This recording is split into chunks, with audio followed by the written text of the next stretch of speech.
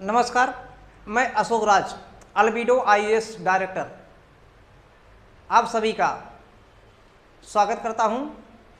यहां पर मेंस का क्वेश्चन हल कराया जा रहा है और मेंस का क्वेश्चन मैं पहली बार ऐसा है जो मेंस का ही क्वेश्चन हल करा रहा हूं और अभी तक कोई हल नहीं करा रहे हैं। यदि कोई हल भी कराते हैं तो टेस्ट सीरीज के माध्यम से। टेस्ट सीरीज में होता क्या है आप सभी जानते हैं। आप पेपर दे आइए, आपको क्वेश्चन का आंसर मिल जाएगा, लेकिन टेक्निक सही नहीं बताते कोई कि कैसे लिखा जाए। पढ़ा तो देंगे, महासागरीय लवणता में विभिन्नताओं के कारण बताइए तथा इसके बहुआयामी प्रभाव की चर्चा कीजिए। तो केवल ये बता देते हैं सभी लोग कि महासागरीय लवणता क्या है। जितने भी मैं भी पढ़ा हूँ, प्री निकाला हूँ, मेंस निकाला हूँ, इंटरव्यू दिया हूँ, 2 बार इंटरव्यू, लेकिन दुर्भाग्य से मेरा सिलेक्शन नहीं हुआ। क्यों नहीं हुआ? क्योंकि मैं अंतिम चरण में तैयारी में जुटा था। काफ़ी लंबे समय से मैं बिजनेस में लगा हुआ था। शुरुआत में बिजनेस के तौर पे था, बाद में यूपीएससी की तैयारी में समय मेरा निकल गया, अंतिम समय मुझे मिला, ओवरेज हो गया और मैं इस लाइन में अब आ गया हूं ताकि जो दूर दराज के ग्रामीण लोग हैं या अन्य लोग भी हैं जो अभी तक सही नहीं जान पाए हैं कि प्री कैसे निकाला जाए, मेंस कैसे निकाला जाए, इंटरव्यू में कैसे अप्रोच बनाया जाए, उसी पर मैं स्पेशल काम कर रहा हूं ताकि हिंदी माध्यम के लोग, हिंदी भाषी के लोग कम से कम 50% अगर ना हो सके तो कम से कम 40% यूपीएससी में हिंदी मीडियम सिलेक्शन ले ले। ये मेरा दावा है। यदि मेरे अनुसार पर काम करेंगे तो हिंदी मीडियम के, हिंदी भाषी के लोग 50% तो अभी मैं नहीं कह रहा हूँ, लेकिन 40% मेरा दावा है कि 40% लोग यूपीएससी में हिंदी मीडियम से सेलेक्ट हो जाएंगे। लेकिन उसके लिए प्री निकालना पड़ेगा, मेंस निकालना पड़ेगा। जब तक प्री नहीं निकालोगे, मेंस नहीं निकालोगे, इंटरव्यू में कैसे पहुँचोगे? और मेंस निकालना कलाकारी है। 50% 60% ज्ञान का काम, 40% से 50% लिखने के कलाकारी। कैसे लिखेंगे ये कोई नहीं बताता, मैं बता रहा हूँ लिखने का तरीका। मैं इसी पर काम कर रहा हूँ। क्लियर हो रहा है? किसी को कोई डाउट हो तुरंत पूछ सकते हैं। और आप भौकाल में न जाइए। लड़कों में क्या है, दिल्ली में मुखर्जी नगर में देखते हैं, इलाहाबाद में भी देखते हैं, लड़कों में ईगो आ रहा है कुछ नहीं, दमे नहीं, अंदर से खोखला है, प्री निकालने का दम नहीं है। कारण क्या? सतही ज्ञान लिया है। सतही ज्ञान से काम नहीं करता। यूपीएससी है ये। यूपीएससी मैं समझता हूं भारत का सबसे कठिन भी परीक्षा है और सबसे सरल भी। जो ट्रेंड को समझ लिया, जो जान चुका, जो विस्तार में अध्ययन किया, समझा है, तो उसके लिए क्या है? कुछ नहीं। बहुत ही आसान परीक्षा भैया, निकाल सकते हैं, सब कोई निकाल सकते हैं। आज के समय लड़कियां टॉप कर रही हैं, लड़के टॉप कर रहे हैं, तो वो भी तो ला रहे हैं, निकल रहे हैं। आप भी मानो, वो भी मानो भाई, आप भी तो मानो, वो भी मानो हैं। आप भी का वही उम्र, वो भी का, सबके पास दिमाग उतने हैं। हिंदी और इंग्लिश भाषा का ज़्यादा रोल नहीं, लेकिन आप जब पढ़ेंगे तो निकलेगा। तो देखिए करना क्या है, महासागरीय लवणता में भिन्नता है कि नहीं। सबसे पहले हम देखेंगे लिखा क्या जाए। ये प्रश्न क्या कह रहा है, महासागरीय लवणता में भिन्नता। जैसे अगर आप देखेंगे सबसे ज़्यादा लवणता कहाँ पाया जाता है? वान झील में है कि नहीं? वान झील में सबसे ज़्यादा लवणता। यहाँ पे परसेंट लगभग कितना? 330% है लवणता। 330% लवणता है वान झील। ये वान झील कहाँ पर है? टर्की में। चाहे लिखें टर्की या तुर्की, वान झील कहाँ पर है? टर्की में। अगर इसके बाद में अगर देखते हैं तो लवणता कहाँ है? मृत सागर। मृत सागर में यहाँ लगभग 240%। ये डाटा आपको याद नहीं करना है, केवल मैं बता रहा हूँ, लिख सकते हैं, याद है, कोई दिक्कत नहीं। ये कहाँ पर है? जॉर्डन में। जॉर्डन कई बार पूछा गया है एग्जाम में, ये जॉर्डन में। अगर इसके बाद में देखते हैं ग्रेट साल्ट झील, ग्रेट साल्ट झील, ये कहाँ पर है? ये लगभग मान के चलिए 40-50 के लगभग में परसेंटेज में, एक बहुत क्लियर नहीं लेकिन फिर भी लगभग इतना बताते हैं। ये यूएसए में है, यूनाइटेड स्टेट ऑफ अमेरिका में। क्लियर हो गया। ऐसे कई जगह हैं। और भारत में अगर देखते हैं, भारत में देखेंगे चिल्का झील, भारत में चिल्का झील, ये लैगून झील है। चिल्का झील कैसा है? लैगून झील।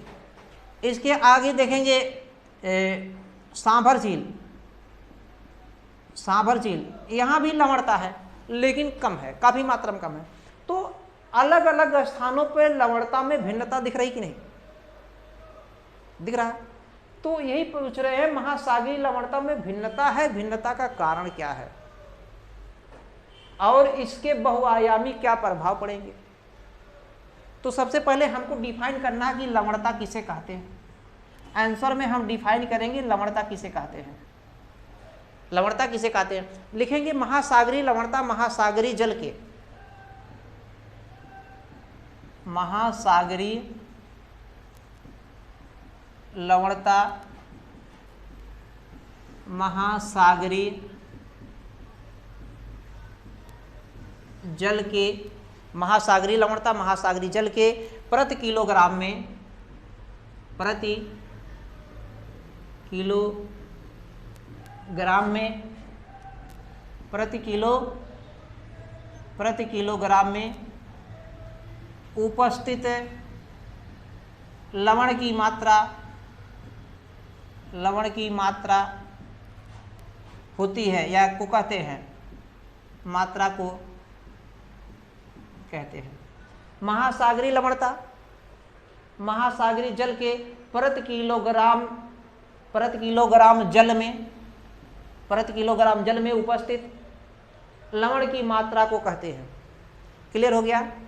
अलग अलग स्थानों पर पृथ्वी पर, पृथ्वी के महासागरीय क्षेत्रों में, यहाँ महासागरीय क्षेत्र हो रहा है, पृथ्वी के महासागरीय क्षेत्रों पर, पृथ्वी के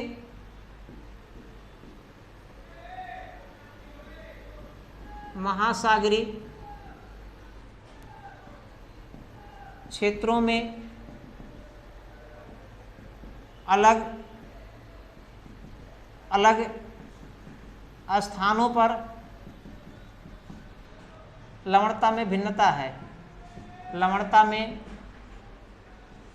भिन्नता पाई जाती है, पाई जाती है। जैसे जैसे में ये उदाहरण, जैसे में ये उदाहरण दिखा दीजिए। अलग अलग स्थानों पर अलग अलग लवणता पाई जाती है। जैसे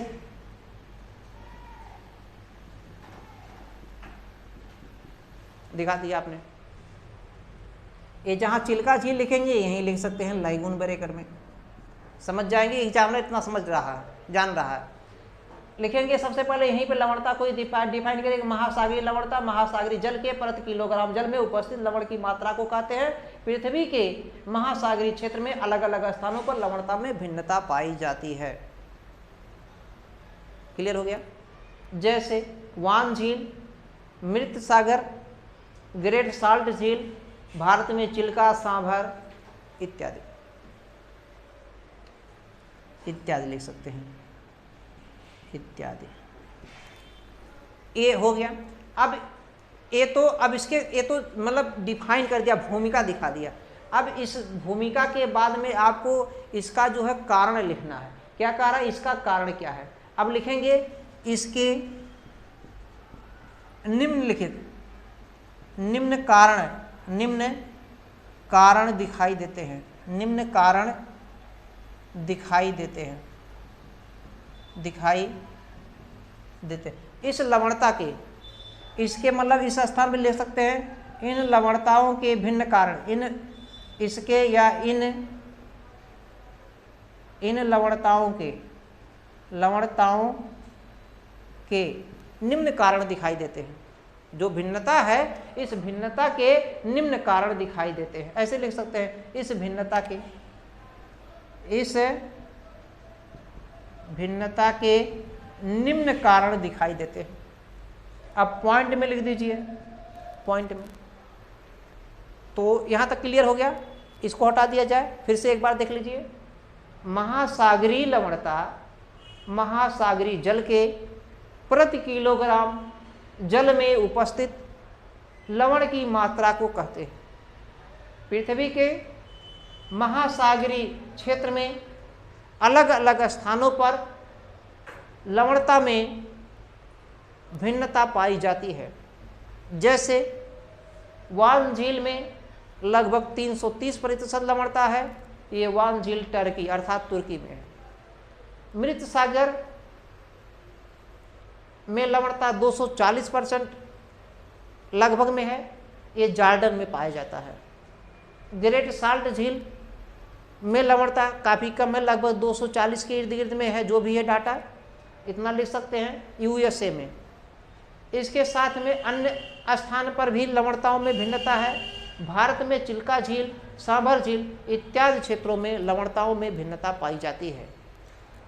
इन भिन्नताओं के निम्न कारण दिखाई देते हैं। यहाँ तक क्लियर हो गया, हम इसको हटा देते हैं।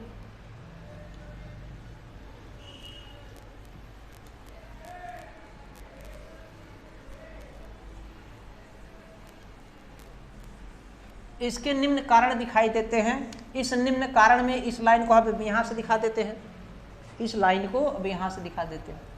अब भिन्नता क्या है, देखिए, स्वच्छ जल की आपूर्ति जिन स्थानों पर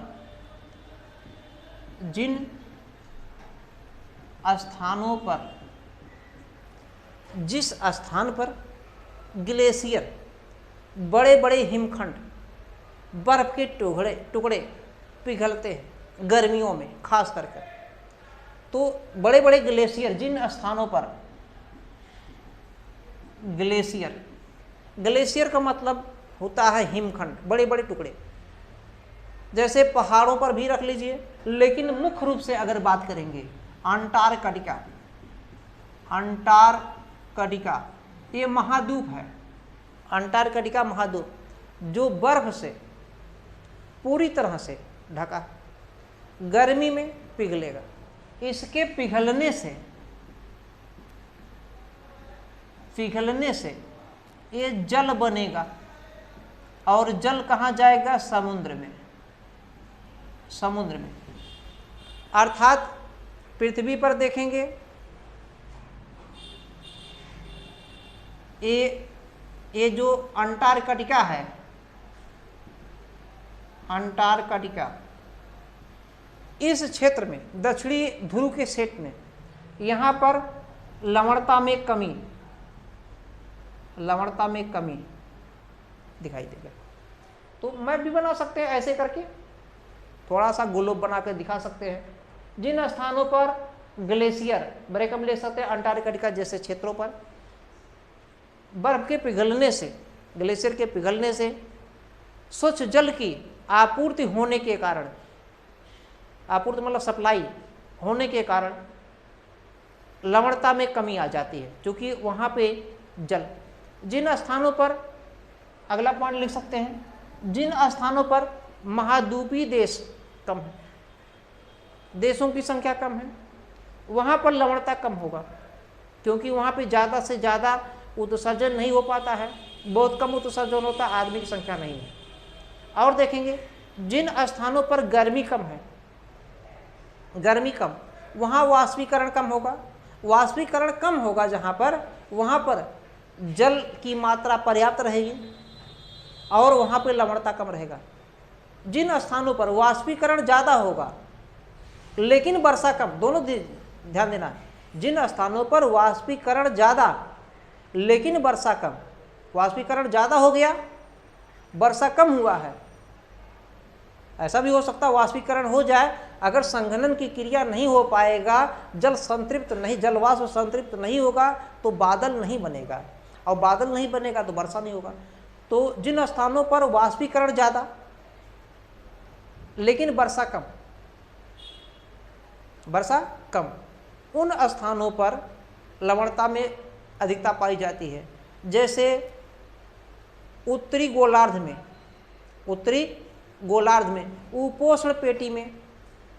उपोष्ण पेटी में अधिक मात्रा में जलवाष्प समुद्री जल का वाष्पन क्रिया होता है, वाष्पीकृत होता है, लेकिन वर्षा तुलनात्मक रूप से कम होती है, वहाँ लवणता अधिक।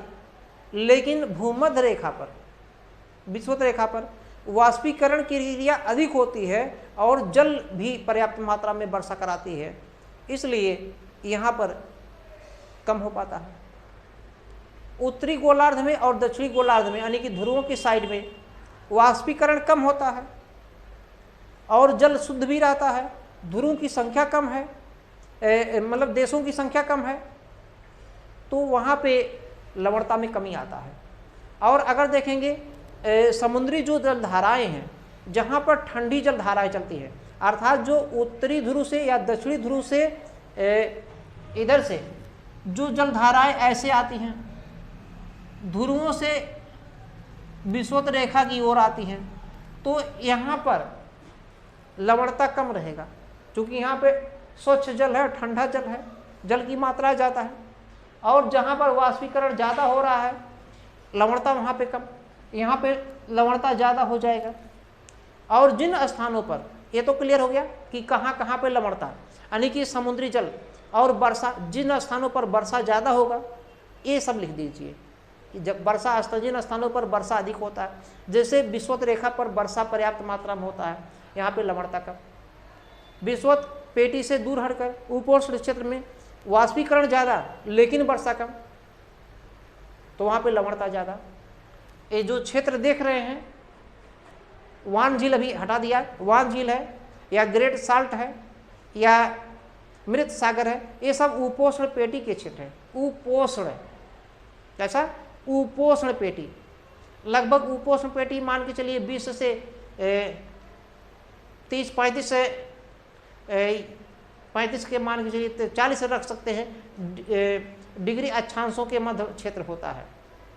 गर्मी ज़्यादा होता है यहाँ पर, गर्मी ज़्यादा होने से वर्षा तो होना चाहिए, लेकिन वर्षा उस तरीके बादल नहीं पड़ पाता, वर्षा की मात्रा में कमी आ जाती है। ऐसे क्षेत्र में लवणता ज़्यादा होता है, ये लिख दिए। अब लवणता के बहुआयामी प्रभाव, बहुआयामी प्रभाव लिखेंगे। क्या लिखेंगे? इसके प्रभाव, बहुआयामी प्रभाव निम्नलिखित दिखाई देते हैं। हेडिंग नहीं डालना, ध्यान दीजिए, कहीं भी हेडिंग नहीं डालना। जो बहुत इंपॉर्टेंट लगे उसके नीचे, जैसे ग्लेशियर लगा, अंटार्कटिका लिखा है, तो इसके नीचे अंडरलाइन कर सकते हैं। बहुत ज़्यादा अंडरलाइन भी नहीं करना है, लेकिन फिगर 2-3 जरूर दे देना। जैसे एक फिगर इसी को दिखा दीजिए, क्लियर हो गया। वर्षा को दिखा सकते हैं, बादल बनना दिखा सकते हैं। बादल बन गया,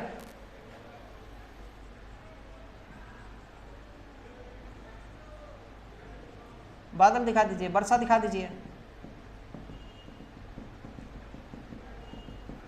वर्षा ज़्यादा, वर्षा ज़्यादा, वर्षा ज़्यादा होगा तो लवणता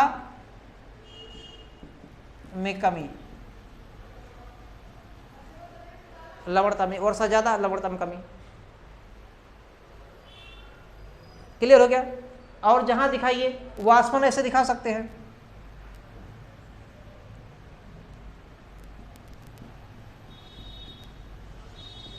वाष्पीकरण ज़्यादा, वाष्पीकरण ज़्यादा हो रहा है, लवणता कमी, ऐसे दिखा दीजिए।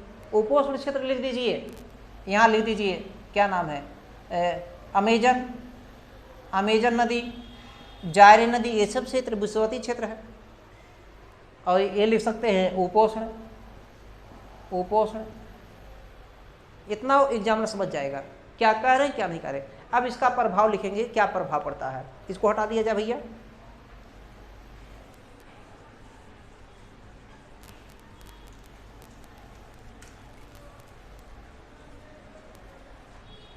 इसके प्रभाव हम देखेंगे। प्रभाव क्या कहता है, देखिए, यदि लवणता ज़्यादा होगा, लवणता ज़्यादा होने से जो समुद्री वनस्पतियां होती हैं, प्लैंक्टन, प्लैंक्टन, ये क्या है, समुद्री वनस्पति, समुद्री वनस्पति। लवणता जब ज़्यादा होगा, समुद्री वनस्पति ये ना तो शोषण कर पाएगी ना तो प्रकाश संश्लेषण क्रिया। पेड़ पौधे दिन में प्रकाश संश्लेषण की क्रिया करते हैं, फोटोसिंथेसिस, लेकिन रात्र में ये लोग श्वसन क्रिया करते हैं। दोनों क्रिया करते हैं, दिन में फोटोसिंथेसिस प्रकाश संश्लेषण क्रिया होता है, रात में पेड़ पौधे श्वसन करते हैं। तो जब लवणता ज़्यादा आ जाएगा इनके लिए प्रॉब्लम होगा। श्वसन क्रिया क्या नाम प्रकाश संश्लेषण क्रिया कुल मिलाकर अगर रखते हैं नहीं कर पाएंगे तो ये जो प्लैंकटन जीव है मर जाएंगे बेचारे। और जब प्लैंकटन जीव नहीं रहेगा ये मर जाएगा तो समस्या कहाँ आएगा? ये प्लैंकटन जीव जो समुद्री वनस्पति, इन्हीं को समुद्री जो मछलियाँ हैं, समुद्री मछलियाँ इन्हीं को खाती हैं। ज़्यादातर समुद्री मछलियाँ इन्हीं को खाती हैं। मछलियों का भोजन नहीं मिलेगा, और मछलियों का भोजन नहीं मिलेगा तो मछलियाँ क्या हो जाएगी? ये भी मर जाएंगी।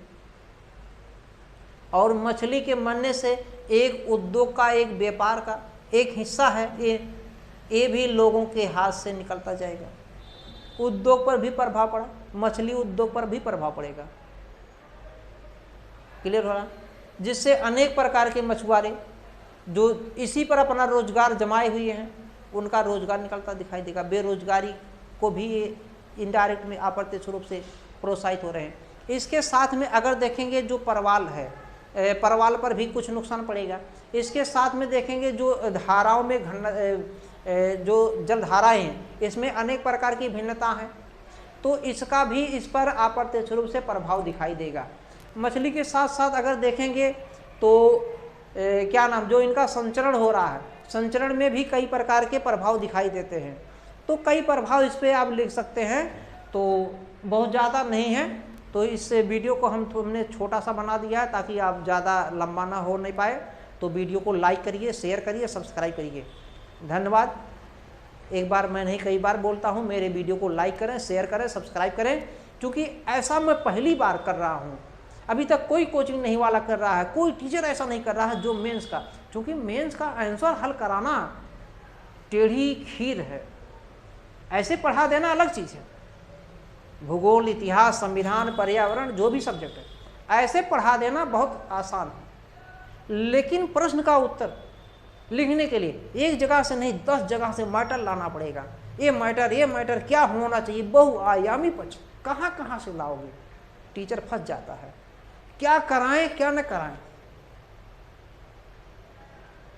तो मैं पहली बार ऐसा दे रहा हूँ आपको मैटर कि आप लिखने का तरीका जाने अभी से, और इसी के पीछे आप जानेंगे क्या? प्री का भी कॉन्सेप्ट। तो हमने बता दिया प्लैंकटन समुद्री वनस्पति है, इसको कौन खाता? मछली। और एक प्लैंकटन कहाँ बनता है ये भी जान लीजिए, जहाँ पर समुद्री जलधाराएं आपस में मिलती है। यदि ये ठंडी जलधारा है, ठंडी जलधारा, और ये गर्म जलधारा,